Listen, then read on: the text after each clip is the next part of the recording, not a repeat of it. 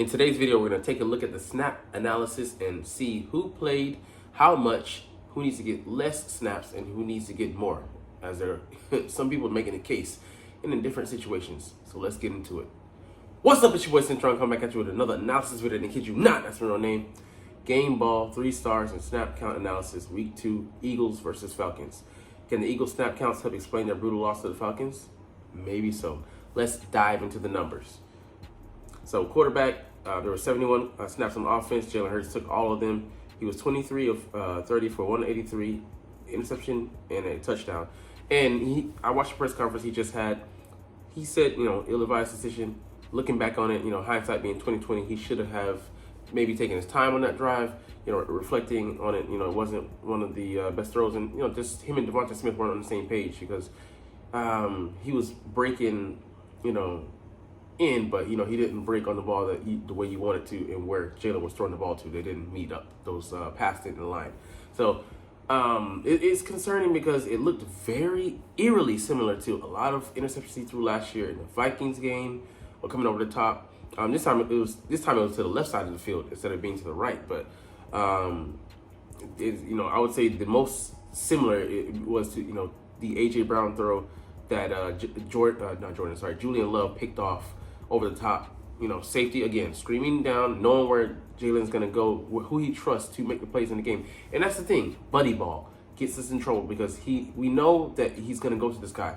Jesse Bates, he broke it down, and he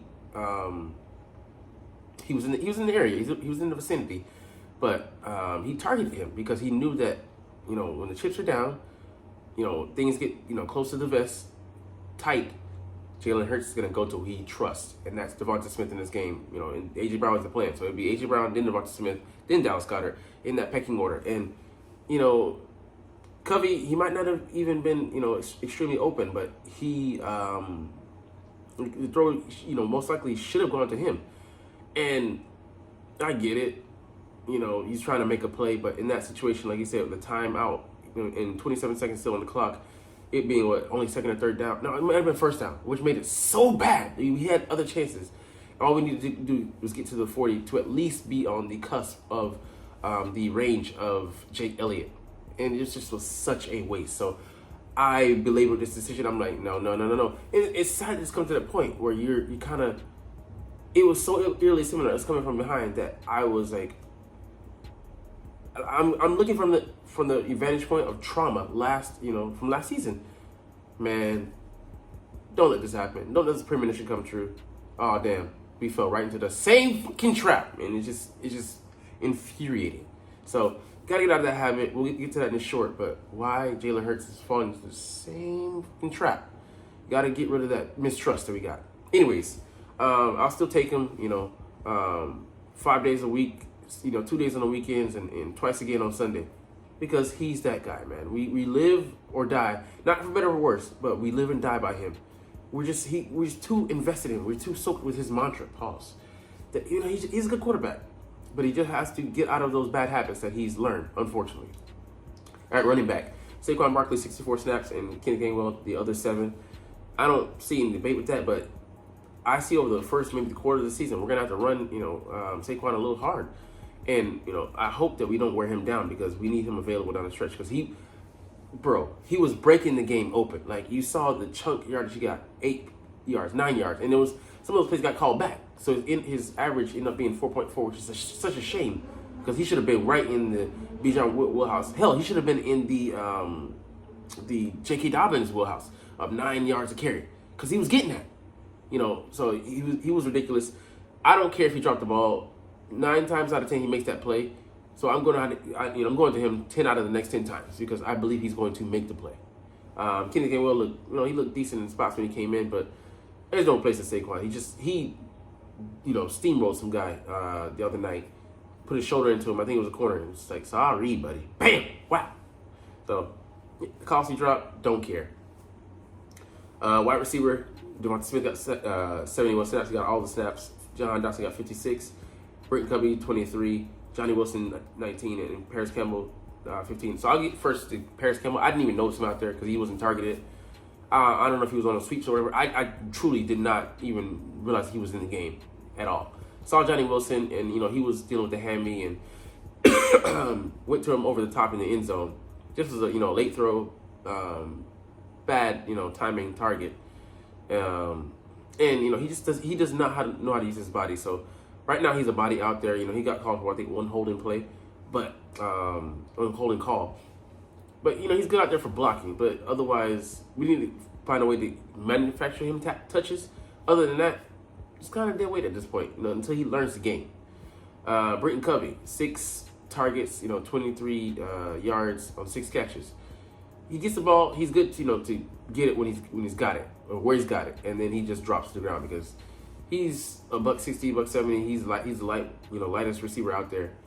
It is what it is. So he can get open, just barely because he doesn't have extreme speed, but he's a good route runner. But that's about it. So he has more trust than Paris Campbell because I would have tried to get that speed open, and he doesn't play as fast as his time 40 speed, but he's plenty faster than Britton.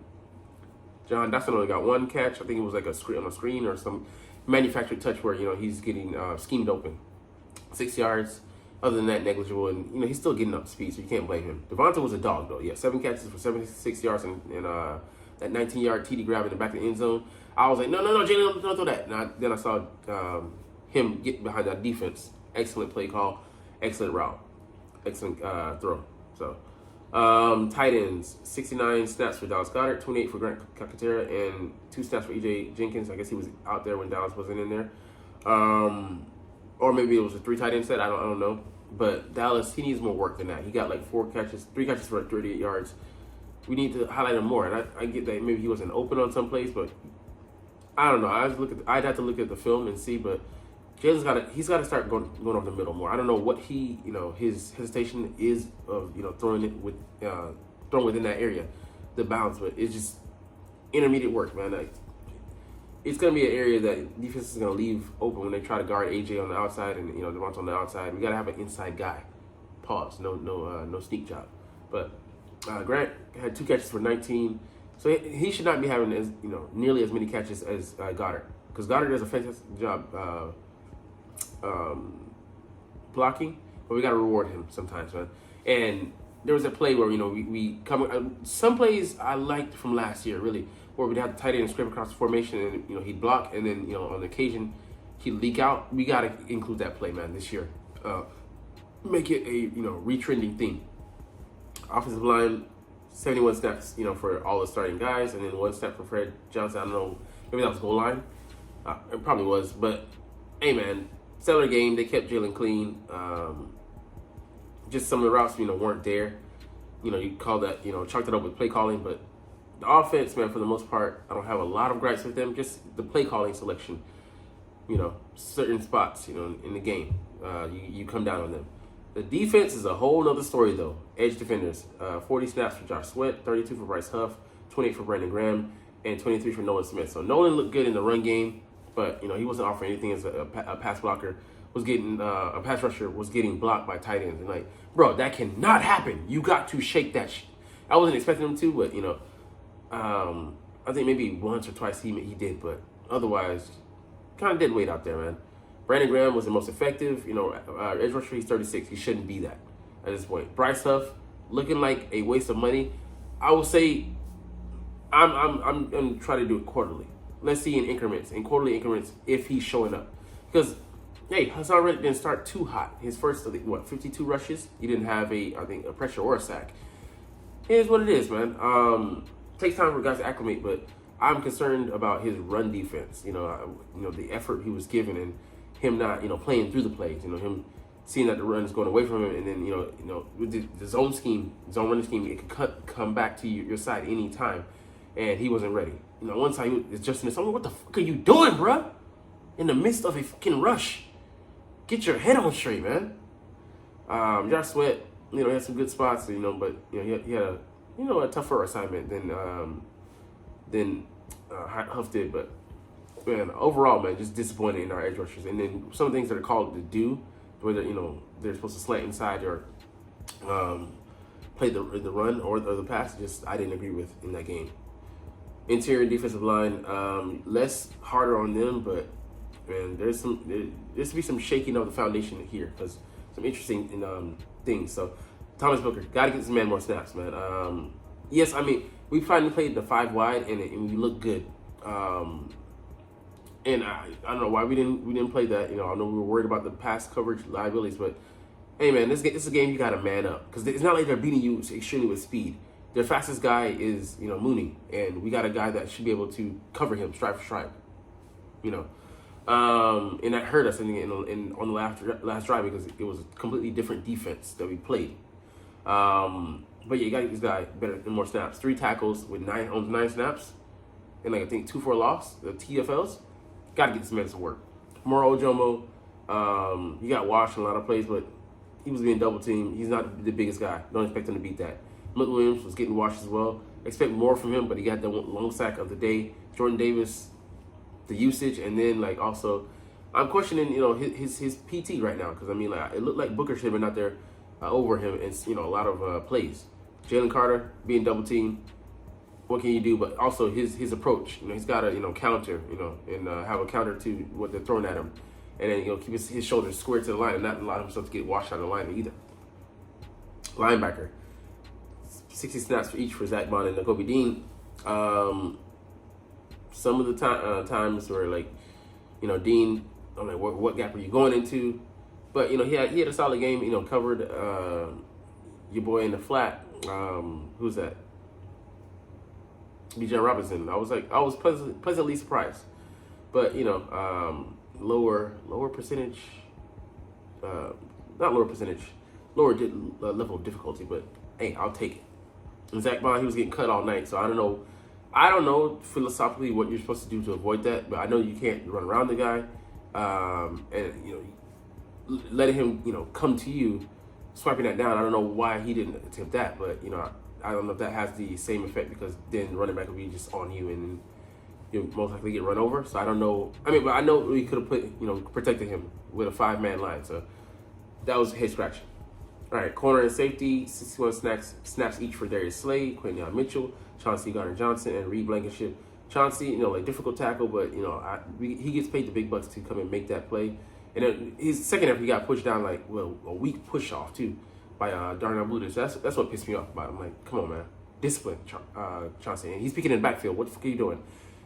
As well, you know, Darius Slade had an excellent game. 1 snap though, kind of like, you know, again, you know, it caused a snap judgment on the Drake London 7-yard touchdown catch. Why the fuck are you peeking in the backfield, bro? Play your fucking man. And he, like, the outside leverage, he didn't have that. Just let him beat him. He's not a speed receiver. So that was head scratching. Quinyon Mitchell on the last drive, 2 of the throws, you know, he wasn't in position where he needed to be. You can see Avonte Maddox telling him, bro, you're supposed to be in this spot. Get the fuck back, man. What the fuck are you doing? And it comes with, you know, the territory. Hey, I'll go in on that on a short, but you got to take what's good with the bad. He's gonna take his lumps, and he's gonna have growing pains. Reed Blankenship was cleaning up everybody else's mess, so, you know, Reed's, you know, gonna do what he's gonna do. But he could have got beat for a touchdown, but fortunately the quarterback didn't target Mooney there, but he was beat over the top. He might have had a, you know, touchdown saving tackle, but that's an if at this point. Avonte Maddox, 55 snaps. He played a decent game, better than the first week, but still some things to work out. Keely Ringo didn't even notice him. Cooper DeJean, you know, 1 snap. You can't really judge a man off 1 snap. Even he played great, and I think he played decent. But yeah, man, that's it, man. Game ball. No, I agree with that. Nobody gets a fucking game ball for that performance. Everybody made their fair share of mistakes, but hey, a quick turnaround. You know, not too much because it's a Monday night game, only 1 day. But the Saints, we got to go to them and play on their turf, man. It's gonna be a tough game, man.